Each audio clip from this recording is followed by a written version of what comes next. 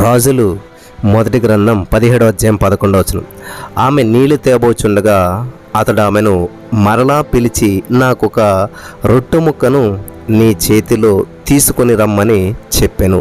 స్తోత్రం. దేవా, యొక్క వాక్యం ధ్యానిస్తుండగా ప్రతి వారికి వినగల చెవి గ్రహించగలదు అనుగ్రహించమని నజరేయుడైన యేసుక్రీస్తు నామములో ప్రార్థించి నమ్మి పొందుకుని తండ్రి, ఆమేన్. పిల్లలు, ఈ సంఘటన మీకు అందరికీ తెలుసు.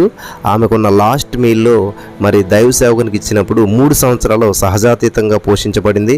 అంత మాత్రమే కాదు, అలా పోషించబడటం వల్ల దైవ సేవకునితో ఉన్నటువంటి సంబంధాన్ని బట్టి కుమారుడు చనిపోయినప్పుడు మరి ఆ సేవకుడికి ఇచ్చినప్పుడు ఆ సేవకుడు బ్రతికించి ఇవ్వడం, ఇది మేరకలు జరుగుతాయి అన్నమాట. ఈ వాక్యాన్ని అంతా కూడా టెక్సాస్లో ఉన్నటువంటి మరి సంఘంలో చాలా సంవత్సరాల క్రితం మరి ఒమక్ అనేటువంటి ఆ సేవకుడు ఇది బోధించడం జరిగిందంట. బోధించి ఆరాధన అంతా అయిపోయిన తర్వాత ఒక ఆమె వచ్చి ప్రార్థించమని చెప్పి అడగటానికి ఒక స్త్రీ ఆయన దగ్గరకు వచ్చిందంట. వచ్చి ఆమె అంటుంది, సార్ నేను గుర్తున్నానా సార్, మీకు నన్ను గుర్తుపట్టారా సార్ అని అంటే, గుర్తులేదమ్మా అని చెప్పి ఆ సేవకుడు చెప్పారంట. అదే సార్, నేను లాస్ట్ ఇయర్ మరి నా కోసం మీరు ప్రార్థించమని అడిగినప్పుడు మీరు ప్రార్థన చేశారు.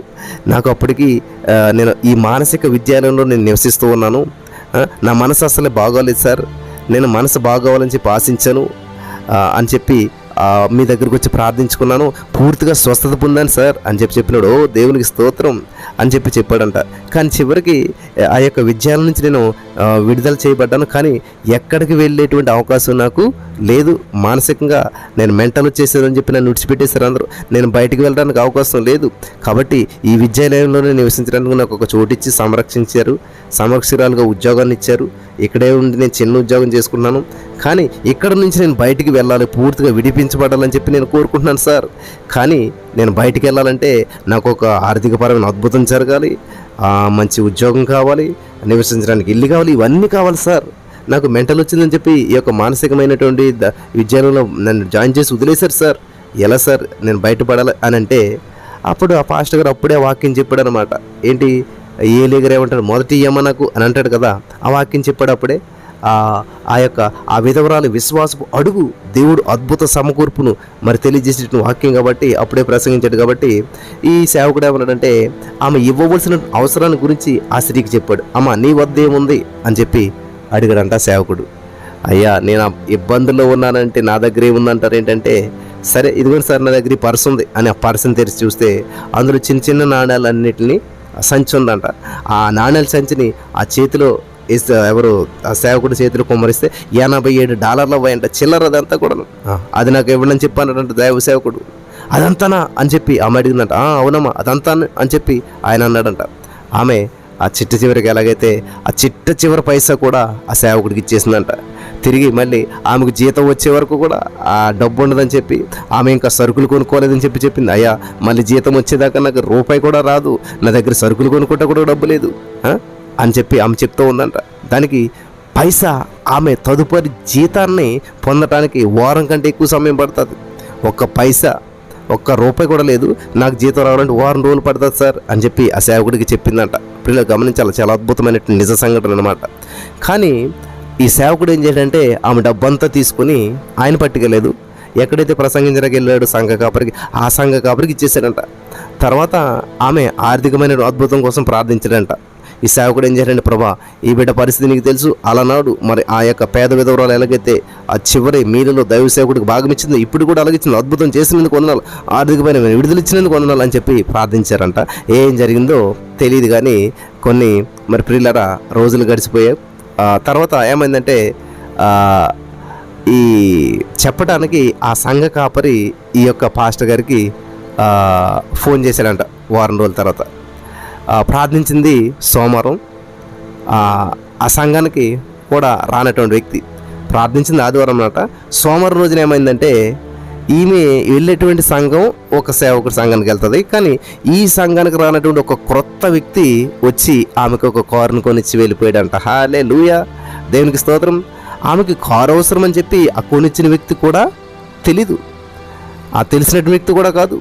అది దేవుని యొక్క మహా అద్భుతమైనటువంటి కార్యము, సమకూర్పు అనమాట.